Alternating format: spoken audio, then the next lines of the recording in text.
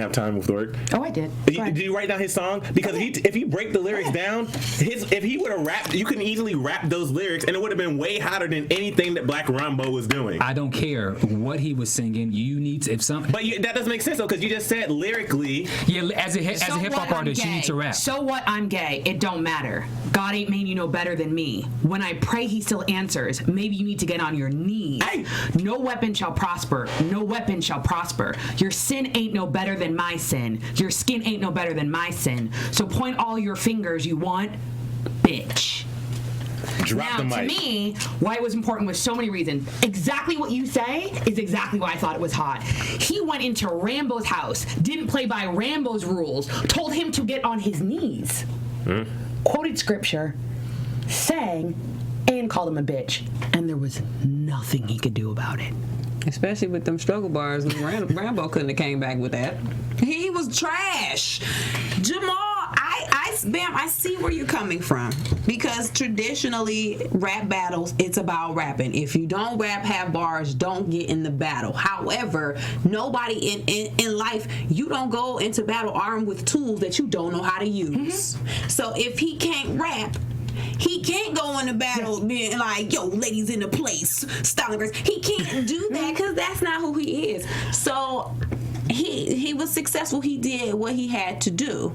And he did a good job. And something that Cornelia said made me think to myself, going back to the Art of War, it actually is literally a chapter from the Art of War. If you don't have cannons and you don't have like 10,000 militiamen to line up line for line, then what do? You do guerrilla warfare. You set bombs and mines, and you go in the jungle, and you literally come and let them come into your field of battle. That's what he did. I do agree with you. You have to battle for battle, but at the end of the day, if I know that your weapon of choice is better than my weapon of choice, I gotta choose a different weapon. Okay. And that's what he did. And sadly, my only problem with it is, could you have actually made Rambo's rhyme better? It was a little too weak. That's what I didn't like. Even though I'm not pro what Rambo had to say, at least let Rambo come with something so that we hype first. And we're like, oh my God, is Jamal gonna be able to murder him? Yeah. It was too weak. That's what I didn't like. And also, speaking of weak, on a side note, rapper Fofo in episode 11 when he was on the drums. Yeah. Oh, that's Titan. His rap was weak too. I'm like, damn. He's weak, but he's a beast. The actual guy, Beans, is the one who produces all the music and stuff, so he's a beast. Okay, next battle. Well, we're not going to agree, so let's move forward. Let us know what you think. So if you are watching us, whether or not you are watching us live or later on, because we always love to continue the conversation, make sure to use hashtag ABTVEmpire, and you can join us and let us know, did you think the battle was whack and that Jamal should have actually rapped, or did you think his singing murdered Rambo? Or knocked his teeth out. Well said, man. Well said. Okay. The Rumble in the Jungle. So we have in the leopard corner Miss Cookie Lion, and in the pearl corner we have Miss Anika Calhoun.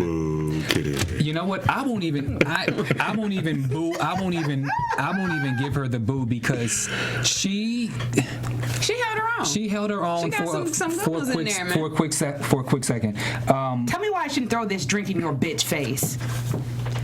And said it like real, like, you know what though? Cookie been in the pen for 17 years. She could have put her down. I was like, Cookie.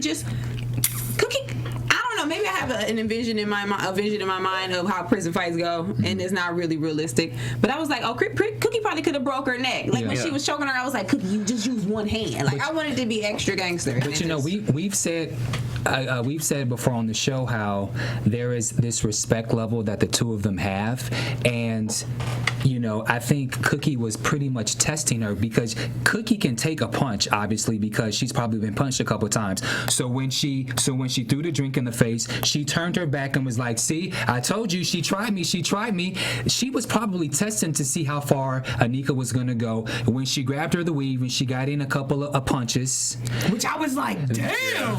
Then she said, now who's boo boo kitty bitch? Yep. Then Cookie was like, oh, okay, so now I'm gonna have to really beat this bitch up. But she snapped the pearls. That was my favorite. She was like, grab them pearls, Run them pearls. I was like, hey, Cookie, love you. then and then Cookie beat her down. So I think Cookie was testing her to see, okay, I'm gonna bitch this girl really quick and see how far I can go with her before I really have to shut her down. And that's what I think Cookie did. But I give Boo Boo Kitty, I give her props for not punking out. Look, she got some good licks in there. She Until really did. Cookie body slammed her onto the pool table, Anika they were getting busy. Mm-hmm. I talked to my sister on the way here, and my sister lives in Flatbush in Brooklyn. And she's like, everybody keeps saying I'm like Cookie. I ain't like Cookie. I know I'm hood, but I ain't like Cookie. But she was like, but in that scene, I would have dragged that bitch. And then she was like, first of all, she's like, she ain't got no weave, so that hair, I would have shaved her head. Like, I was like, oh my God. That Flatbush girl. I was like, oh my God. Flatbush. My sister is ride or Brooklyn die. Ave or Nostrand. Side note, I have to be very picky for 1 second. What's up?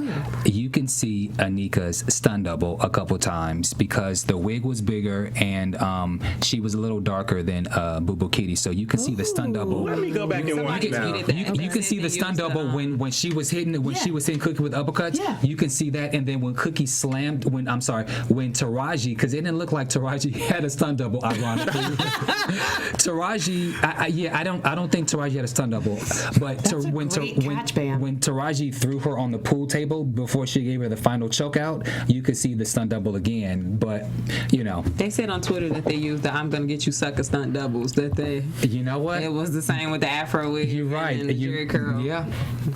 But anyway, a great fight scene, and And it was long. yeah. Yeah, we said that, right? Yeah. You said that, Emil. Is that it lasted 10 seconds longer than normal. Yeah. And I think that's also what made it feel more real. There's a certain reality of this show where for a split second you forgot that you were watching a show. And not only that, but it's something that we've all been waiting for. So we would have been pissed had it just been a punch. Because that's the scene. That scene right there is the scene people be talking about years from now, like years. And then again, because it's a primetime soap, you think about Dynasty. Dominique Devereaux. Yeah, and so this is going to go into history because it was a great fight.